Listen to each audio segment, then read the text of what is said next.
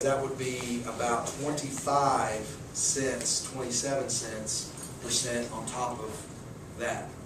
But now here is the benefit, and this is what loses everyone. You get a rebate every month back from those cost of living things that you need to live. So for instance, whatever your income is, you turn it in. Your rebate's adjusted out, so you can get a rebate every month of anywhere from $600 to $1,000. So it kind of works itself out. You control what you consume, and then you as a productive member of society get to keep what you produce. Government has it backwards. Okay, they don't tax what you consume; they tax what you produce. That's un-American. I mean, America has one of the highest corporate tax rates in the world. I mean, we're at 37%. Corporations in Europe and South America, their corporate tax income is 20%. Why does that matter? Well, it matters when companies like Ford or Toyota or Honda decide, you know what, we really want to open up a plant here in South Carolina, but we could save a lot of money if we open a plant up in Mexico. You know, we really would like to buy these products here, but if we buy this sewer system in Europe, we'll get a huge tax rebate. Taxes kill productivity, and they actually kill income. I mean, the government right now, the current administration believes the way to pay for the deficit and the debt is to equal everything out, take it from the people that have money. The problem with that philosophy is the people that have money are the ones hiring people for jobs. How many people are here working? About 10 or 15 people. So, and businesses get taxed on their gross, not the, you know. So if they make $1 million a year before they have to pay out everything, that sounds like a lot of money. But then when they pay out employees, when they pay taxes, they don't make $1 million. They only make about $150,000. That's not bad. Well, what the government wants to do is because they want to pick winners and losers in the private marketplace. And the problem with that is they're going to go after this big billionaire. Okay, you're going to be the marine owner. Okay, you're making $1 million. You're making too much money. You've got to give back.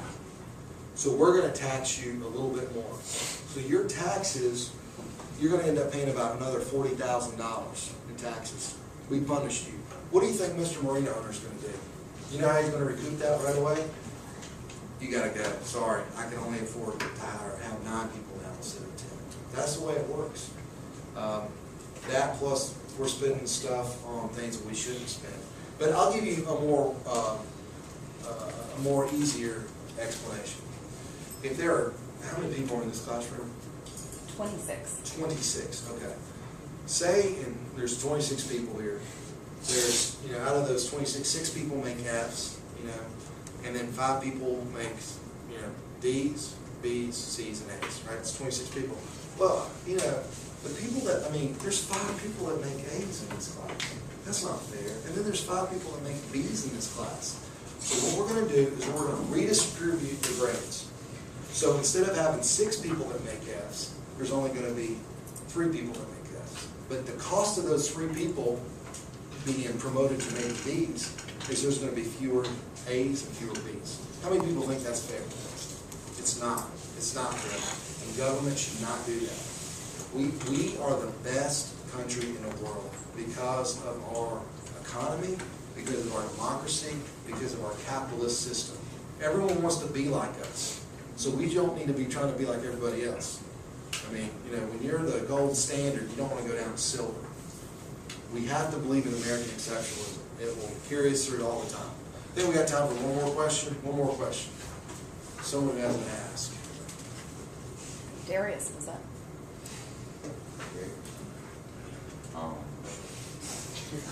Which one's Darius? Okay. How would you, as a lawyer, respond to the National Labor Relations Board against Bolt? Well, if I was a dictator, I would do it one way. But since I'm a lawyer, I guess they have rights and stuff. I would do what Governor Haley did with the congressional delegation yesterday. They pretty much called them rock. The National Relations Board are political appointees of President Obama. he can hire them and fire them anytime he wants.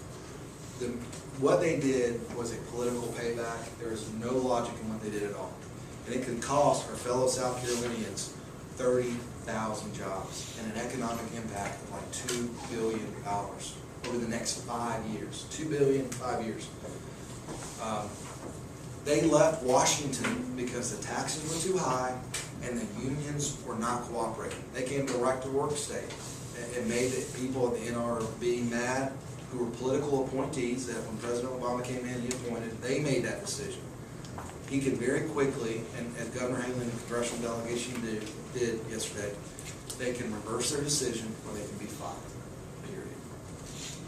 And I mean, that's what she's asking him to do. Because you can't have it both ways. You can't talk about you want all these jobs and stuff and then, pick on South Carolina. You can't do that. Because you're not picking on us, you're picking on families that just got hired. I mean, that they could lose their jobs tomorrow. Of all races, education backgrounds, Republicans, Democrats, they're Americans. And it's really sad what's going on. And hopefully President Obama will intervene and take care of that situation.